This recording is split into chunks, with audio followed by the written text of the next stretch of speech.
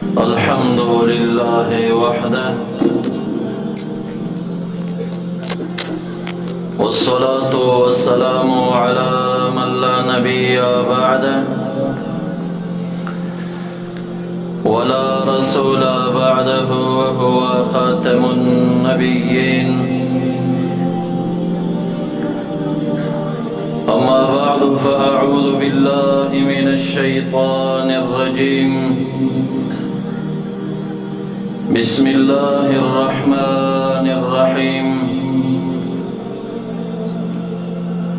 إن أولياؤه إلا المتقون. وقال النبي صلى الله عليه وآله وصحبه وسلم: اتقوا فراسة المؤمن فإنه ينظر بنور الله، أو كما قال عليه الصلاة والسلام: إن الله وملائكته يصلون على النبي يا أيها الذين آمنوا صلوا عليه وسلموا تسليما. درود شريف وسلم وسلم. زمادر محترم قابل صد احترام صدر جلسہ جناب پیری طریقت مخدوم زادہ حضرت پیر حیدری صاحب مبارک و دیگر خلفاء کرام مشایخ عظام علماء کرام و ددی ټولو په اجازت چې دا غي پاک سامي لأجل شهرت ترکم تاسو ته ښکارا معلوم دی. زما معزز سامعین و حضرات ورونو، تعلق او وابستګي د غونډې او د جلسې یو اړخ ته د قرآن عظیم شان نه د څو بچیانو د فراغت سره او ورسره د حضرت پیری پیران خواجه خواجگان حضرت پیر ارچی خراسانی پیر سیف الرحمن رحمت اللہ تعالی علیہ مبارک دیار مجلس هم جوڑ شوی دی. سو کلمات د دغه پاک هستی د ذات متعلق ستاسو مخې ته د دې پاکانو په اجازت کدم د خلکو عوامو داسې فکر وي چې د کم ذات مخالفین زیات وي نو دا به د ذات کې څه خبره وي یا دا به د هغه د نقصان دلیل وي، او د کم ذات چې موافقین زیات وي نو دا به ډېر کمالي وي. حقیقت داسې نه دی، بلکې په دې مخلوقاتو کې اکثر چې دي نو دا یاجوج او ماجوج دي. هغه د ټول انسانیت نه دومره زیات دي لکه د غوی سرمن کې چې انسانیت یو ټاکې وي او یاجوج او ماجوج باقي سرمنه وي. هغه ټول کافران دي. د هغې نه سوا بیا د 1,40,000 کم و زیات انبیاء علیهم الصلوات والتسلیمات امتونه زمونږ دا امت د هغې په مقابل کې دومره لږ دی لکه د غوی سرمن کې چې دا یو ټاکې وي. او هغه امتونه اکثر د دنیا نه بېدینه کفار تلي و هغې کې مؤمنین کم. زمونږ په دې امت کې هم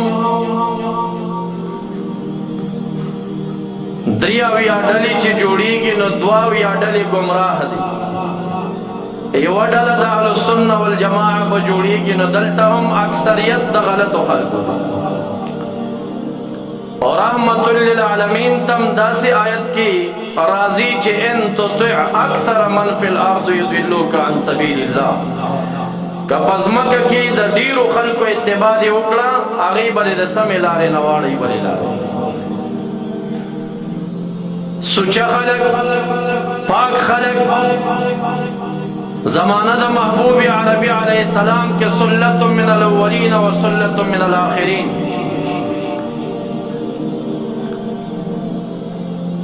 دا یو جماعت آغا وقت کی یو جماعت دلتا دا دخلا سمل نامو والا خو اولیاء کرام سلت من الاولین و قلیل من الاخرین. مخ کے زمن کے زیادت و رست و زمانہ کے با اولیاء او نیکان و خواص لگ لگ بھی. نو زمان معززو چی کم یو شیخ آغا دا دی دعاوی جماعتو دا طولو مقابل را واخلی نو پا اول قدم کی آغا دعاوی جماعت دا آغا مقابلی تودری کاغا دا افراد جماعت دی چی شیگان دی کاغا پا تفریط و تنقص کی لگیا دی جوابیان دی طول پا طول باندی آغا دا مقابلی تولار شی. دا دا حقانی شخص یو لوی علامت وی چی آغا سربا شیگانم مخالف وی و آغا سربا وابیانم مخالف وی. کچا سر وابیانو مقابل لرلا خو شیگانو دا آغا مخالفت نکو دا دلیل دا نقص دے دے پدے بل رخ افراد کے واقع دے. کدا چا شیگان مخالفو خوابیان ور سر جوڑو دا پدی اڑخ تفرید کے واقع دے. اہل السنہ والجماع سنی با مغوی چاگا با مقابلہ دا شیعو دا وابی پکلکا باندے پیو شان باندے کئی. حضرت مبارک رحمت اللہ تعالی علیہ آغا ذات و انسانو چاگا خلق تا اہل السنہ والجماع حقیقت خود اگر خلق تا افراط و دا تفریط نویستل اگر خلق پا صراط مستقیم دا اہل السنہ والجماع بان روان کرل اگر دا خبل دور علماء روزل اگر مناظرین روزل اگر مشایخ دا طریقت روزل اگر یونا دونا لسنا سلنا بلکہ دا زرگونو پا تعداد بان خلقاہونا آباد کرل. آغا انسان دے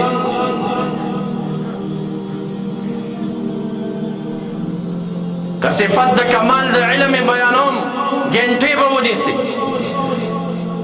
کا صفت دا کمال دا ورع و دا خشیت من اللہ بیانوم ساعات بپیو لگی کا صفت دا سخائے بیانوم جب میں تقاصر دا چسمر سخی انسانو مالا پدی عصر کی زمان پستر کو بانے لا دمر سخی انسان ندر آگلے سمرہ چی حضرت مبارک رحمت اللہ تعالی علیہ.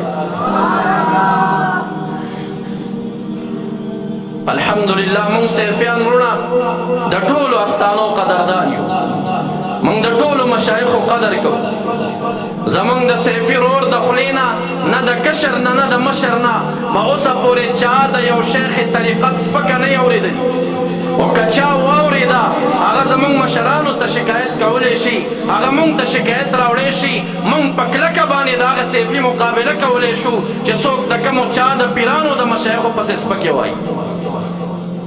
مونگتا مبارک رحمت اللہ علیہ تعلیم دا ادب را کرے دے. مونگتا مبارک رحمت اللہ علیہ تلقین دا طریقی دا اہل سنت را کرے. اہل السنہ والجماع دا طولو مشایخ و قدردان دی. مونگ الحمدللہ سلسلہ نقشبندی لرو. مونگ الحمدللہ سلسلہ عالیہ قادری لرو. مونگ الحمدللہ سلسلہ عالیہ چشتی لرو. مونگ الحمدللہ سلسلہ سہروردی لرو. حضرت مبارک رحمت اللہ علیہ مشایخ دا زمن بدا یو سلسلی خدمت کئی دی مبارکو یکی تنہاو دا دی خلفاء زرگون لگیا دی دا سلور سلسلو پا خدمت کی لگیا دی. منگ دا طول سلسلو دا امامانو قدر کو منگ دا طول مذہبونو دا امامانو قدر کو منگ دا طول استانو قدردانیو چکم دا اہل السنہ والجماع سرا وابستگی لری او کم دا امام ابو حنیف رحمہ اللہ دا پاک مسلک تابیدار بھی وچہ اہل السنہ والجماع مخالف شی ولو کہ اغرات السنیت جنڈی اچھتی کی او اگر قسم اعلاناتو کی خوچہ اہل سنت دیوی عقیدی مخالف وی دا پنوم نقبل وغا پا دیوال ولو دا منگتا مبارک سے تعلیم را کرے دی. وچہ دا امام ابو حنیف رحمہ اللہ دا مذہب مخالف وی کہ پا ہر نم باندی وی پا اگر نم باندی قبل ولی نشو بلکہ اگر پل دشمن گنو دا آگی مقابلی تا پکلا کا تیاریو. حضرت مبارک رحمت اللہ تعالی علیہ عوامو تاسو ته وایم د خلکو خلو پسې مه ځئ. ګزار خلک د غز په بوټي نه کوي، د کیکر په بوټي نه کوي. که تاسو د ډاګونو کې بیره وګورئ، په بیره کې به بره کاڼې لګېدلې وي، هغه به زخمي وي، خو چا به په کیکر ګزار نه یې کړی، چا به په غز ګزار نه یې کړی. ګزار په هغه چا کېږي چې میوهدار بوټی وي. دا اعتراضات، دا فتوی، دا د کفر نسبتونه، دا غلط افتراګانې دا د پاکو خلکو پسې کېږي. او که یوازې په دې فتوو موږ متنفر شو، حقیقت حال ونه لټو، نو امام الانبیاء محمد مصطفی صلی الله علیه وسلم پسې د خپل زمانو خلکو ساحر وویل معاذ الله، جادوګر ورته وویل معاذ الله، لیونی ورته وویل معاذ الله، بدعتي ورته وویل معاذ الله، سابعي ورته وویل معاذ الله. د هغه کومل ورثه تابعداران هغې ته به ساحر ویلی کېږي، هغه ته به مجنون ویلی کېږي، هغه ته به لیونی ویلی کېږي، هغه ته به کوډګر او جادوګر ویلی کېږي، هغه ته به بېدینه ویلی کېږي، هغه ته به بدعتي او مشرک ویلی کېږي. هله به دنه وارث جوړېږي. معززو، الله رب الجلال حضرت مبارک رحمت الله علیه ته د علم په باب کې دومره قوت ورکړی و. زه یو ځای ته ثوابۍ کې بیان ته لاړم، هغه خلک بیانات زما اورېدلي وو، د دیوبند د مسلک سره د هغې تعلق و، په حقاني اهل سنت و پنجپیریان او وهابیان نه و. بس اساتذه به یې دیوبندیانو یو پهچان نسبت یې کو. هغې ډېر متاثر و د بیاناتو نه. علماو له سپنځلس نومانه یې تپوس وکړه چې حضرت مبارک رحمت الله علیه علم کړی و. د عوامو افترا دې حد ته رسېدلې وه چې دی داسې معرفي کړي و چې ګینې یو عام انسان یو جټ او چې ته علم به ده نه و کړی. حضرت مبارک رحمت الله علیه هغه عالم و چې دا فقیر او حقیر دا خو ملاسم نه دی، خو هغه شیخ الحدیث او شیخ القرآن چې د زمانې زرګونه شاګردان به یې لرل، د حضرت مبارک رحمت الله علیه په قدم کې به د یو وړوکي ماشوم په شکل باندې ناست و. ما ته د ملتان هغه سني کنونشن کنفرنس یادېږي چې نن هم په نېټ باندې هغه پروت دی. حضرت مبارک رحمت الله علیه چې درېیمې ورځې صدارت ورته ورکړی شه، په منځ کې کېناسته، د بیت المقدس نایب امام، د دمشق د جامع مسجد امام او خطیب، هغه د خپو ته ناست دی، دعا ورنه غواړي. وګورئ په نېټ باندې نن هم دا پراته دي چې هغې راځي د حضرت مبارک رحمت الله علیه نه غواړي چې موږ ته لږ دعا وکړي. د افغانستان په علماو کې حضرت کور اخونزاده رحمت الله علیه وفات شوی دی. عرب عجم کې شهرت لري، په زرګونو شاګردان لري. د مبارک رحمت الله علیه څو مریدین ورسره لویه دوره کوله، ترغیب یې ورکړه، ملاقات ته یې باڼې ته راوسته. چې کله کېناسته د کور اخونزاده صاحب یو مزاج و، هغه په دنیا کې بل مولا نه منه، لویه دعوه یې لرله. مبارک رحمت الله علیه ته وایي چې ما لیدلی نه وي، اوس مې ولیدی. په ټوله دنیا کې په پیرانو کې یو تا منم، او ټوله دنیا کې په مولیانو کې یو ځان منم، بس ملا زه یم او پیر صاحب ته یې. مبارک رحمت الله علیه وخندل، وی ښه مولا مې نه منې، یوازې پیر مې منې. ویسے بل مولا نه منم، یو زه مولا یم او پیرانو کې یو تا منم. د مانځه ټیم راغی چې جمع ته وړاندې شه، د مبارک یو عجیب شانو، په صف د جمع کې به یو ژړا وه، د آه اوه اوازونه به څوک چې دربار شریف ته تلي هغوی ته واضحه معلوم دی چې د مبارک رحمت الله علیه په دربار کې به څومره شور او ژړا او فغان. چې واپس راوګرځېدلو خانقاه شریف ته یې تشریف راوړه. ګل اخندزاده صاحب عرض کوي پیر صاحب مبارک ډېر مې خوښ شوی، خو دا ژړا دا آه اوه په دې جمع کې دا مې خوښه نه شوه. مبارک رحمت الله علیه ته الله تعالی ډېر لوی علم ورکړی و، هغې به مطالعې ته 2-3 ګنټې د ورځې ایستې. د دربار هغه عظیمه مکتبه هره پاڼه چې کولو شي د حضرت مبارک رحمت الله علیه د مطالعې هغه تخریجات پکې په خپل قلم مبارک لیکل شوي چې مسائل یې راایستلي هغه ورته وویل ورشئ هدایه راوړئ بحر الرائق راوړئ فتح قدیر راوړئ فتاوی د فقه شپږو ورته مخې ته کېښودې وایي دا متن هدایه د هغې اول جلد یو شپېتمه صفحه یې کولو کړه وایي مولانا صاحب مخکې د دعوه کړې ده چې مولیانو کې ځان منم پیرانو کې تاسو منم دا عبارت اوس په خپله باندې ووایي وایي صاحب تاسو وایي وایي نه ما به هله ویلی چې تا ویلی وایي ته مولا یې اوس چې ته مولا یې اوس به دا عبارت تاسو وایي هغه اهل سنت ډېر بهترین عقیده یې لرله مبارک رحمت الله علیه ورسره مزاح کو عبارت شروع کا ان انا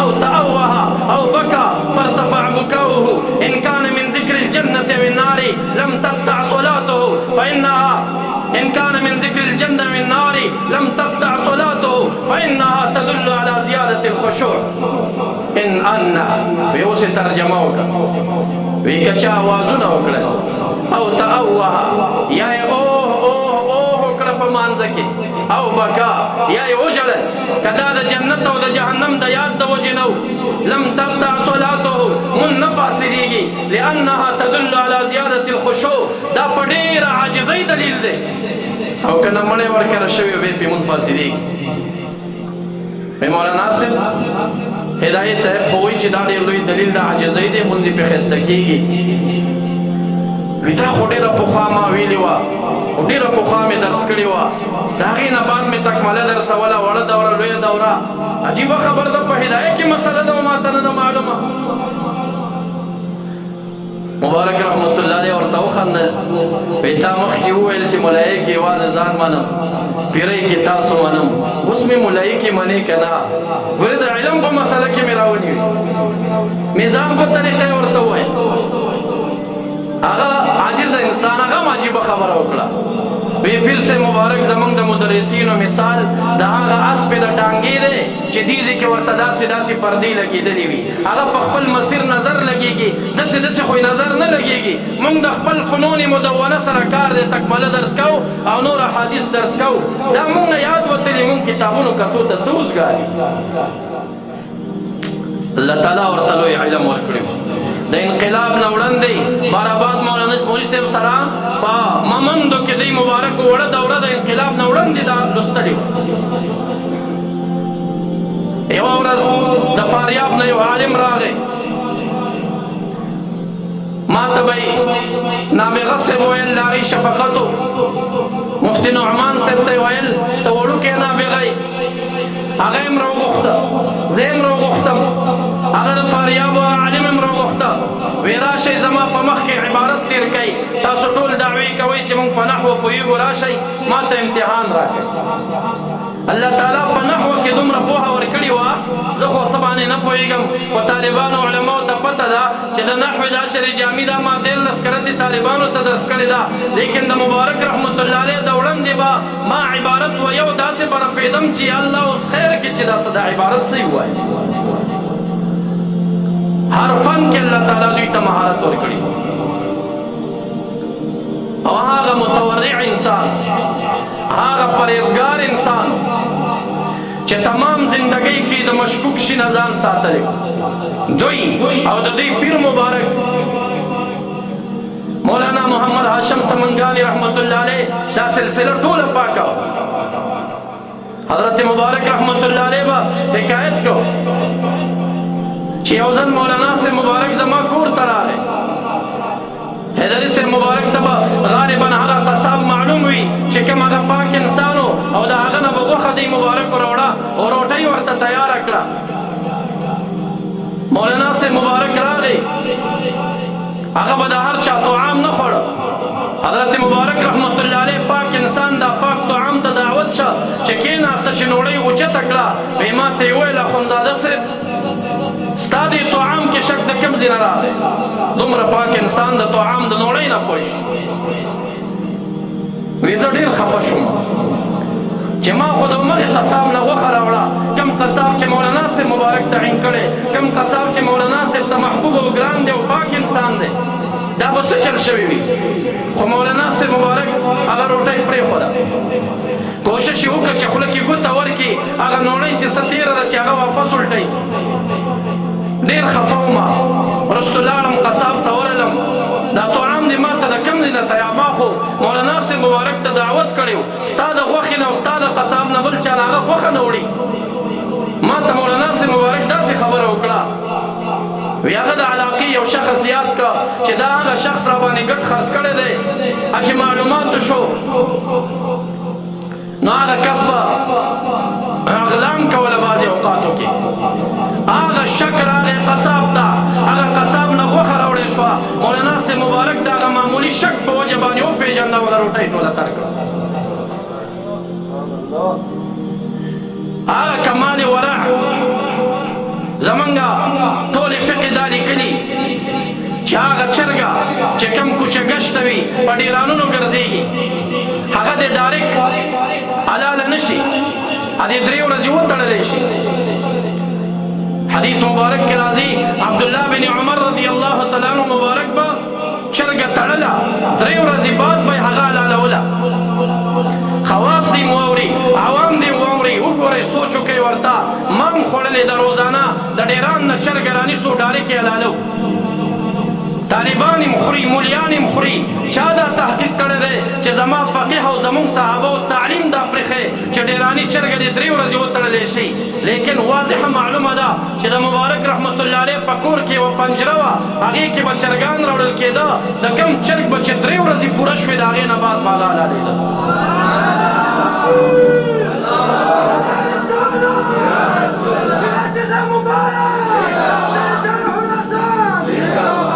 زما معززو فارمی چرګ چې علامه شامی په حق کې فتوی ورکوي، یوه فتوا ورکوي چې کم په وینه باندې غټ شي د دې په دانه کې وینه ګډه ده، دم مسفوح ګډ دی. یو فتوا د حرمت ورکوي، یو د کراهت تنزیه ورکوي، یو د مکروه تحریمی ورکوي. تمام زندگی حیات کې حضرت مبارک رحمت الله علیه یو کرته هم د فارم چرګ نه دی خوړلی.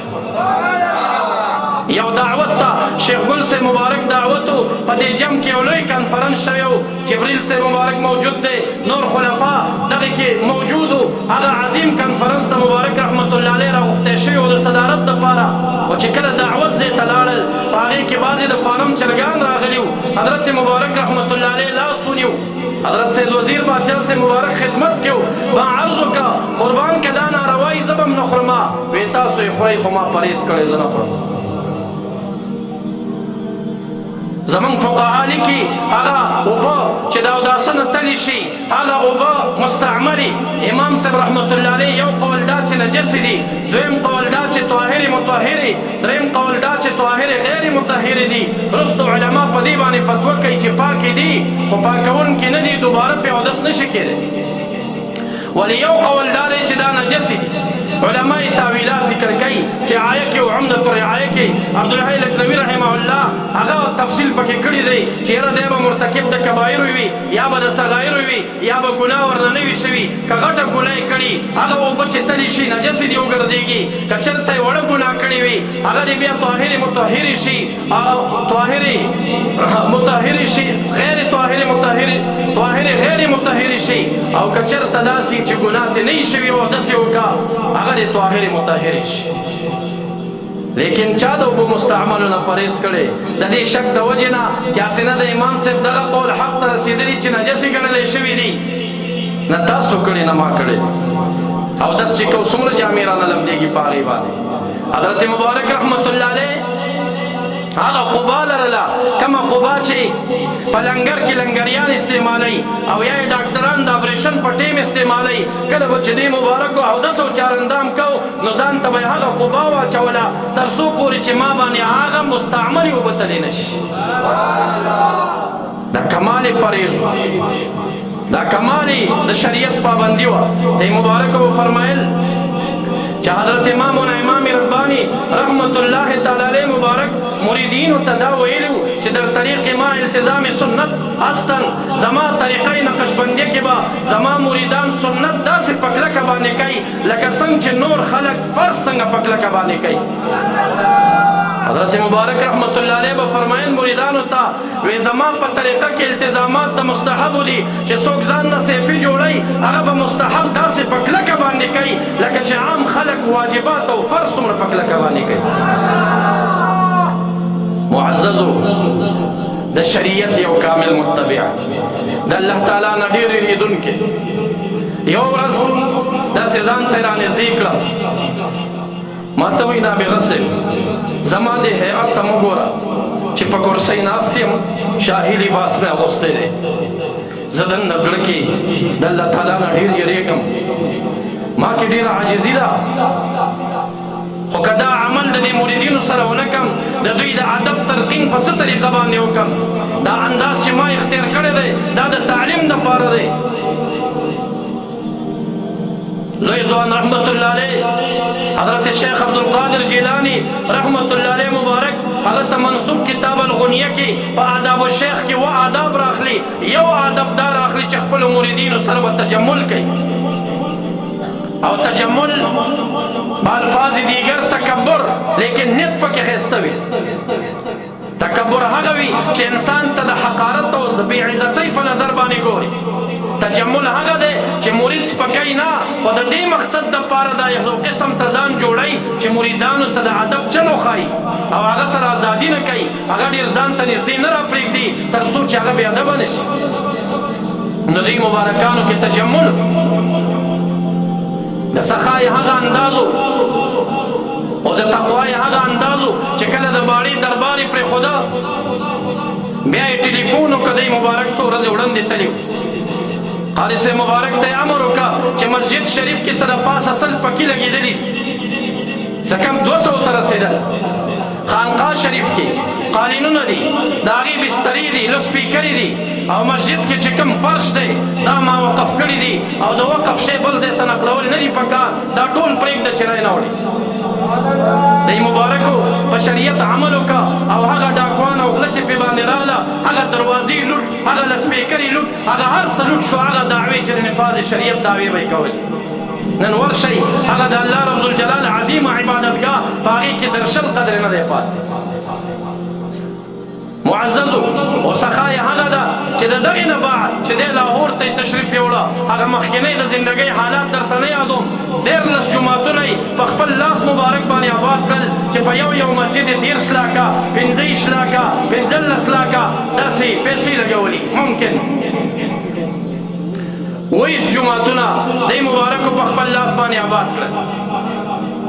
دا زندګۍ کې 20 جوماتونه آباد کړي دي او چې کله لاهور ته لاړه دغه 4 کلنه دوره کې چې بیا مبارک پرده کېږي سید وزیر باچا صاحب ما ته حکایت کوو د دې نه بعد 13 جوماتونه آباد کړل چې اکثر د دې په باړې ساحه کې په هغې ځای کې اهل سنه والجماع مظلوم و هغې به شکایت وکړه چې مساجد د دوی په قبضه کې دي پیسې به یې ورکړې وي کور کې جومات جوړ کړئ اجره کې جومات جوړ کړئ محله کې جومات جوړ کړئ خپلې جمع مه پرېږدئ. تمام زندگی کی دی مبارک چند ورځې په هسپتال کې و چې د هغې نه جمع پاتې ده لیکن د دوی په یاد باندې دوی نه یوه جمع قدرې نه ده قضا شوې.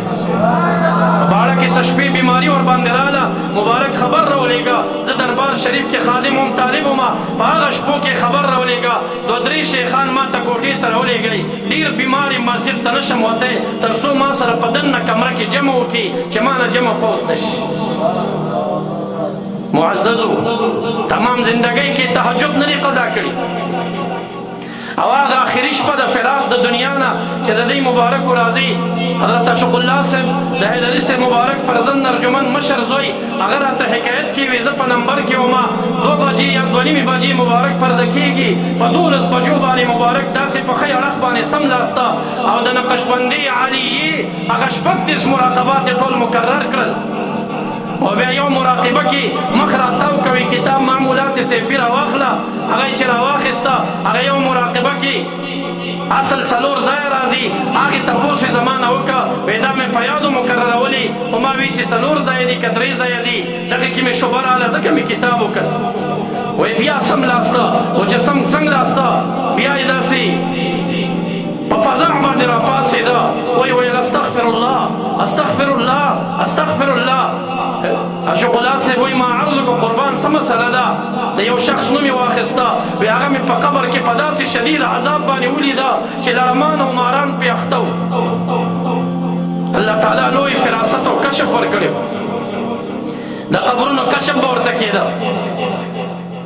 که د کشف په باب کې زمون خواجه سے مبارک زما والد ګرامي حکایت کوي، وایي باړه کې ورسره یو ځل داسې پټو ته ووتم، غنمو لو شروع یا غنمو کې هغه ډکي ایستل کېدل، 200-300 سالکان لګیا دي غنمو نه بمبل وباسي. دی مبارک خو زمیندارۍ باندې هم پوه یو، په هر څه پوه یو. یو سالک یو بمبل ډکې ایستا 15 ډکې مات کړه، سخت غصه شو ورته، وایي رټه وایي تا خو د خیر نه شر ماته ډېر دی. خواجه صاحب مبارک وایي زما په زړه کې رالل، زما والد صاحب وایي زما زړه کې رالل چې صاحب قربان ستا دا د 14 جریبه د دې غنم دا پټي غنم خو ستا د یوې جمعې لنګر ته نه رسېږي او دا صوفي دې پې دومره بې عزته کړه، د خو 2-3 ټکي مات کړي دي. وی زړه کې مې راله، وی داسې هغه ته په غوسه و، ما ته یې راوکتل، مسکی شه په خندا شه. خواجه صاحب وی دا ته چې څه وایې صحیح ده، خو ما په یو کتاب کې مسله لیدلې ده چې د چا پټی وي او د هغه پټي صحیح خدمت نه کوي او هغې کې چې خدمت ونه کړي نو فصل کم شه، چې فصل کم شه نو زکات او عشر کم شه یا نصف عشر کم شه، نو دا وی د هغه فقیر سره ظلم وکړو، د فقیر سره یې زیاتی وکړه. دا ما په دې نه دی رټلی، په دې مې رټلی دی چې دا 6 ډکي مات کړه، په دې کې 2 دانې د فقیرانو کېږي، د فقیر هغه مال یې پکې کم کړی. معززو الله تعالی عجیب فراست او کشف ورکړی.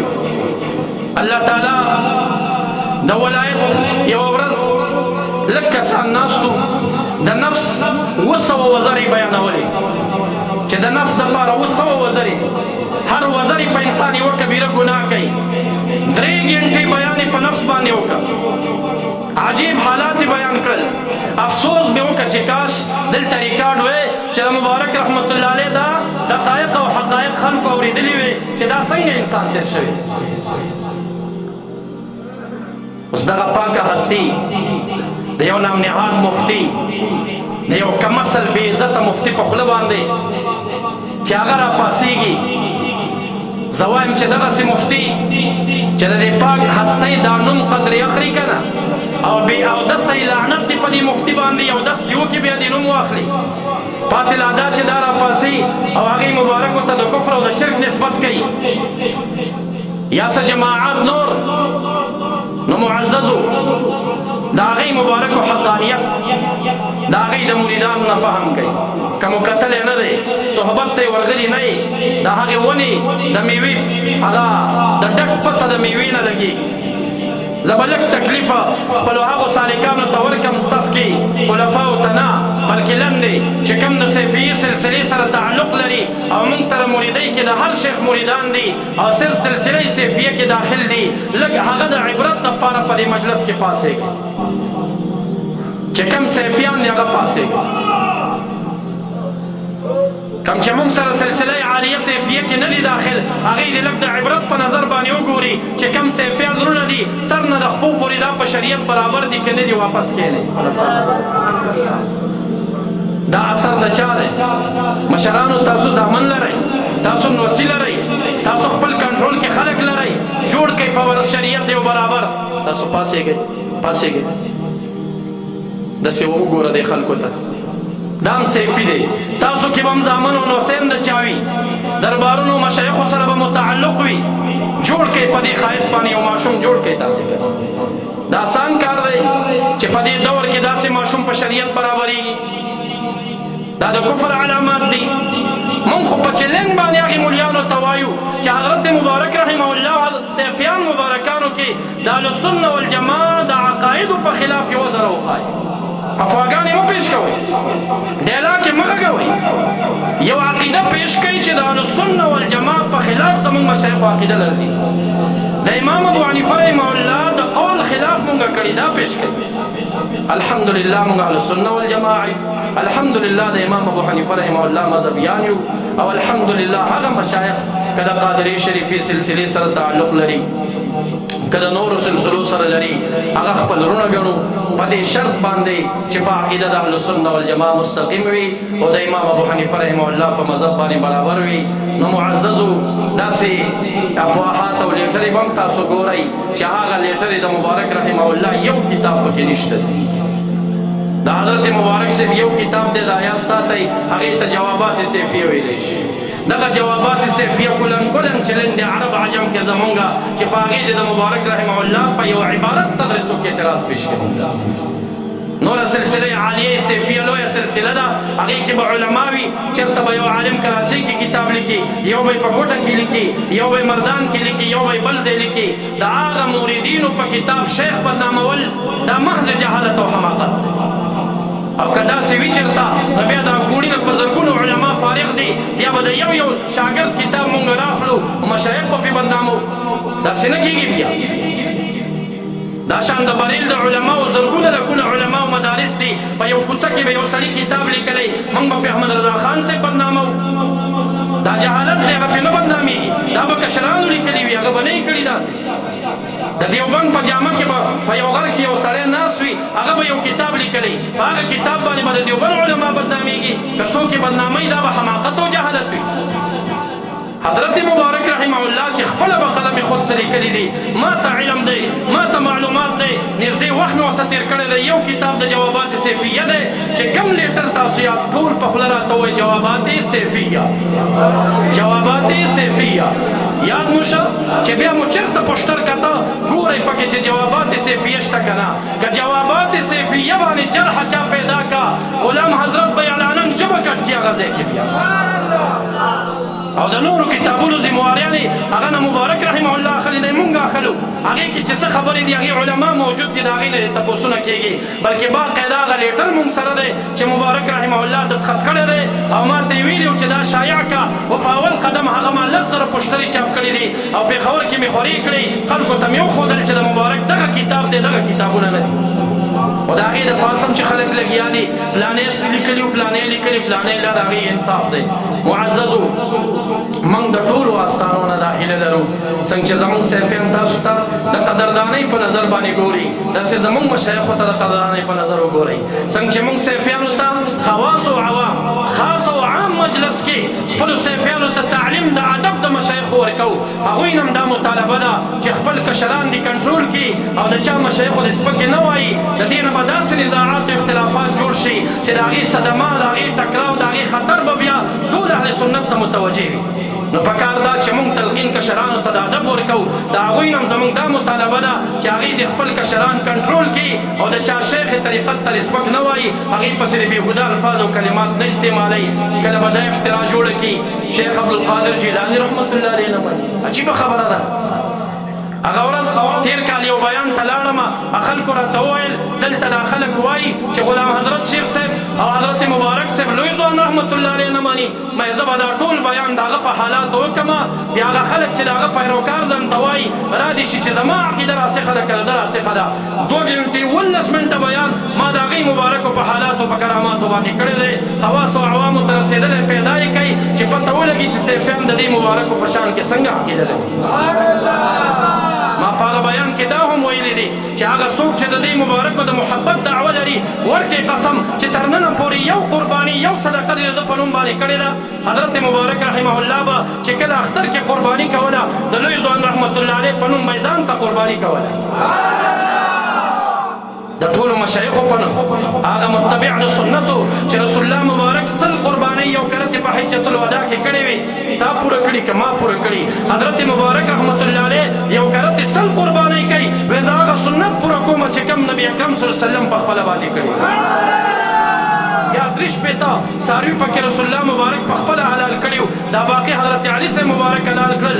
نو مبارک راغی وایي دا خپل حلالومه تر څو چې دا سنت هم پوره کړم. څه ډېرې پکې حلال کړل خو مبارک ضعیف و، ستړی شه، باقي نورو ته وسپارل دی ولاړو، لاس به یې په چاړه ورسره کېښوده او هغه قربانۍ یې ورکړې.